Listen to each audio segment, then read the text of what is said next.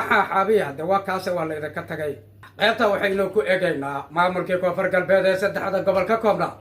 laba gobol oo ka mid ah shacabka ku nool waxaa la soo gudboonaaday dhibaato weyn kadib markii la eriyey cabdicasiis laftagareen gobol ka mid ahna shacabka ku nool waxay ka dhaxleen faa'iido weyn labada gobol ee Bayo Bakool shacabka ku nool hubaanta la'aanta haysata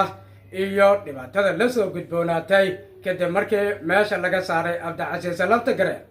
waxaa haddaba la soo gudboonaaday maamul la'aan amni darro walwal joogto ah cabdicasiis laftagareen ee ciidankiisa bannaanka jooga ee soo guuxaya walwalkaas iyo hubinta la'aanta iyo jahwareerkaas ayay mar waliba ku sugan yihiin shacabka labadaasi gobol ee Bayo Bakool ka soo tag waxaa timaadaa gobolka Shabeellaha Hoose bulshada ku nool gobolka Shabeellaha Hoose waxay ka dhaxleen cabdicasiis laftagareen eriyadiisa faa'iido weyn oo aanay filanayn inkastoo abaabulo kala duwan muddo dheer intuu cabdicasiis laftagareen uu joogayba ay soo socdeen aynu ku bilowno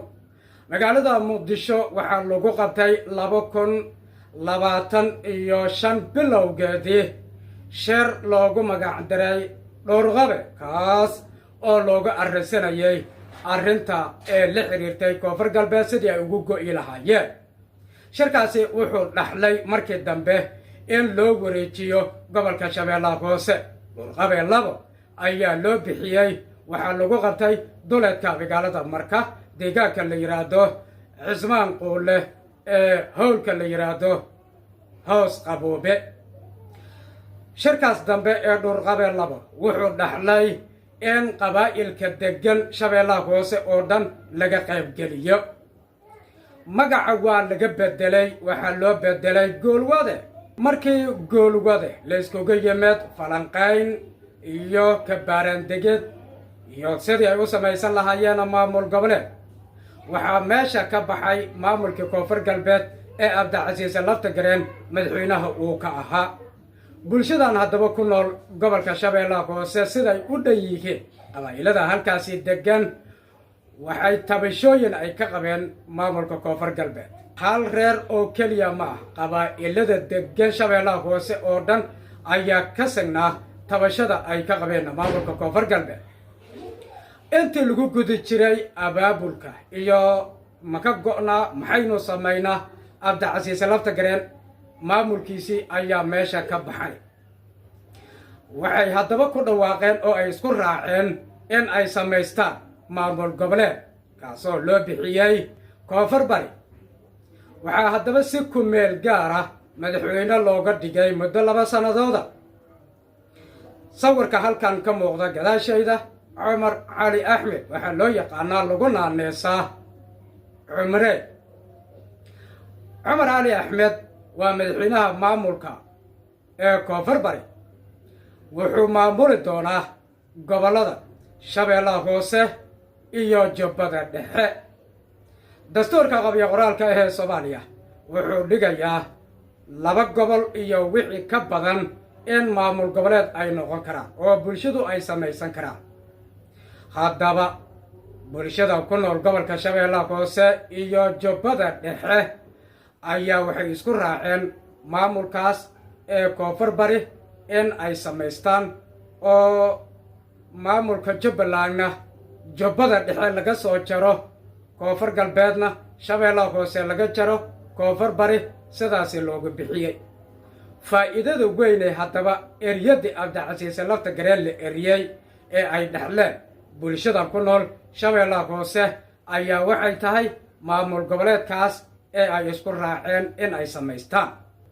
weli lama aqoonsanin maamulkan oo dowladda federaalka weli ma aqoonsanin sidoo kale baarlamaan weli lama soo xulin golo wasiirra weli lama samaynin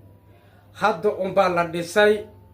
kadib caleemasaar ayaa xigi doona waxaa xigi doona soo xulista baarlamaanka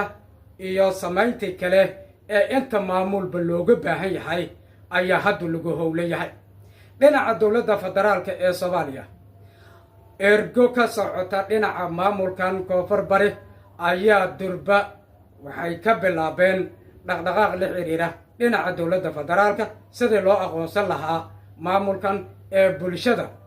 jubbada dhexe iyo shabeellaha hoose ay samaysteen ee la yidhaahdo koonfur bari state of Somalia. haddaba koonfur galbeeddii maadaama 3 gobol ay ka koobnayd 2 gobol oo qura ayaa u soo hadhay hadda merefle allaha idinku calfo